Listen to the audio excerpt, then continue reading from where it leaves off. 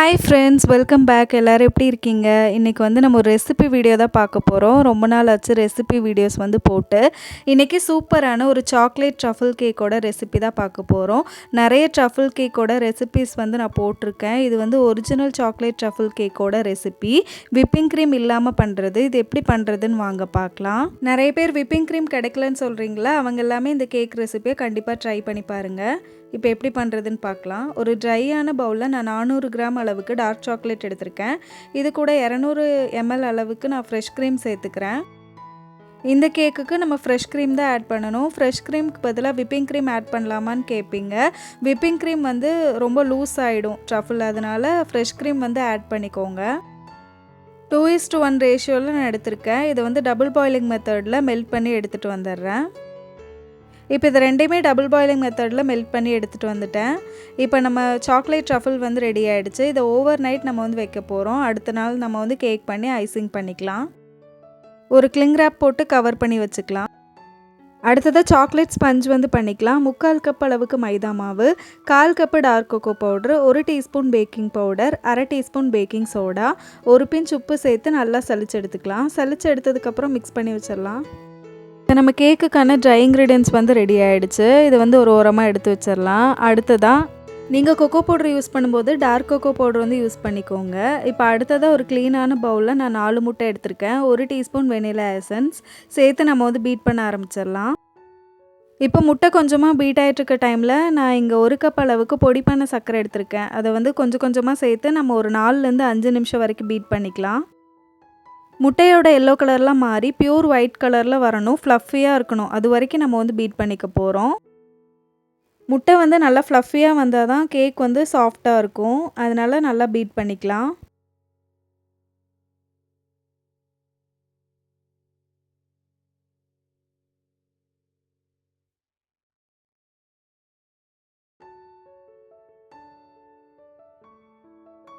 இப்போ நான் ஒரு 5 நிமிஷம் பீட் பண்ணிவிட்டேன். முட்டை பாருங்கள் கலரில் சேஞ்ச் ஆகி இந்த மாதிரி ஃப்ளஃபியாக வந்திருக்கு.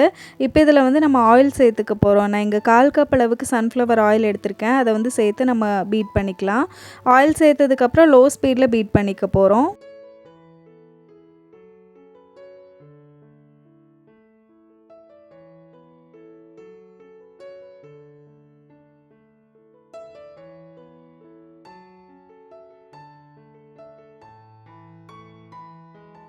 இப்போ எக் பேட்டர் ரெடி ஆனதுக்கப்புறம் நம்ம எடுத்து வச்சிருந்தோம்ல அந்த ட்ரை இன்க்ரீடியன்ஸை 3 பேட்சாக நம்ம மிக்ஸ் பண்ணிக்க போகிறோம்.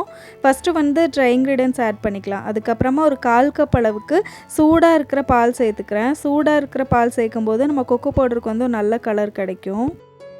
ஒரு ஸ்பேச்சுலா எடுத்துகிட்டு கட் அண்ட் ஃபோல்ட் மெத்தடில் பொறுமையாக மிக்ஸ் பண்ணிக்கலாம். ஓவர் மிக்ஸ் பண்ணோம்னா கேக் ஹார்ட் ஆயிரும், சாஃப்டாக வராது. அதனால் பொறுமையாக மிக்ஸ் பண்ணிக்கலாம்.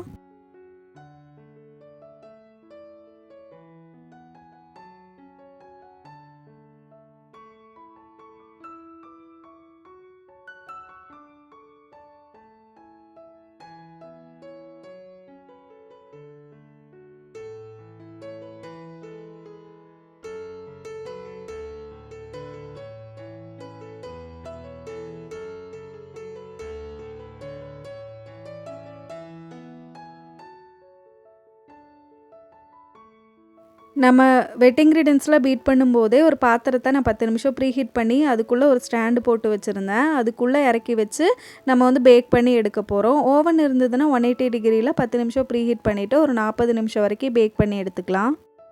நான் இங்கே 7 இன்ச் கேக் டின்னில் பட்டர் பேப்பர் போட்டு க்ரீஸ் பண்ணியிருக்கேன். அதுக்குள்ளே ஊற்றி பேக் பண்ணி எடுக்க போகிறோம். பேக் பண்ணுறதுக்கு முன்னாடி ஏர் பபிள்ஸ்லாம் ரிலீஸ் பண்ணிவிட்டு நல்லா டேப் பண்ணிக்கலாம். பேக் பண்ணுறது எல்லாமே நிறைய வீடியோஸில் நான் காமிச்சிருக்கேன், பேனில் எப்படி பேக் பண்ணுறதுன்னு. அதனால் இந்த வீடியோவில் நான் காட்டலை.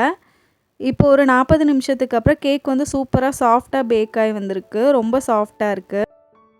3 லேயராக கட் பண்ணதுக்கப்புறமா நம்ம ட்ரஃபில் பார்க்கலாம். ஓவர் நைட் நம்ம ட்ரஃபிள் வச்சுருந்தோம்ல, அதுவும் ரெடி ஆகிடுச்சு ஐசிங் பண்ணுறதுக்காக. ஃபஸ்ட் லேயர் கேக்கை வச்சு சுகர் சிரப் வச்சு வெட் பண்ணதுக்கப்புறம் அடுத்ததாக ட்ரஃபிளில் வச்சு நம்ம ஐசிங் பண்ணிக்கலாம். ட்ரஃபிள் வச்சு நம்ம ஐசிங் பண்ணும்போது ஸ்ப்ரெட் பண்ணுறதுக்கு கொஞ்சம் கஷ்டமாக இருக்கும். அதனால் ஐசிங் நைஃபை நான் ஹாட் வாட்டரில் டிப் பண்ணிவிட்டு நம்ம ஐசிங் பண்ணி எடுத்துக்கலாம். இதே மாதிரி 3 லேயருமே நம்ம ஐசிங் பண்ணிக்க போகிறோம். சுகர் சிரப்போட ரேஷியோ பார்த்திங்கன்னா 1/2 கப் அளவுக்கு சர்க்கரைக்கு 1 கப் அளவுக்கு தண்ணி சேர்த்து நம்ம சுகர் சிரப் ரெடி பண்ணிக்கலாம். 3 லேயர்ஸுமே ரெடி ஆனதுக்கப்புறம் நான் மேலே கொஞ்சமாக சுகர் பால்ஸ் போட்டிருக்கேன். இப்போ இந்த கேக்கை வந்து நான் கட் பண்ணி காமிக்கிறேன், எப்படி இருக்குன்னு பாருங்கள். இது வந்து எங்கள் வீட்டுக்காக நான் பண்ண கேக்கு. ரொம்ப ரொம்ப டேஸ்டியாக இருந்தது, அவ்வளோ டேஸ்டியாக இருந்தது. நீங்களும் இந்த கேக் ரெசிபியை கண்டிப்பாக ட்ரை பண்ணி பாருங்கள். இதே ரெசிபியை நம்ம வந்து சேல் பண்ணுறதுனா கூட பண்ணிக்கலாம். கரெக்டாக 1 கிலோ அளவுக்கு வரும். இப்போ இந்த கேக்கை வந்து நான் பீஸ் போட்டுட்ருக்கேன்.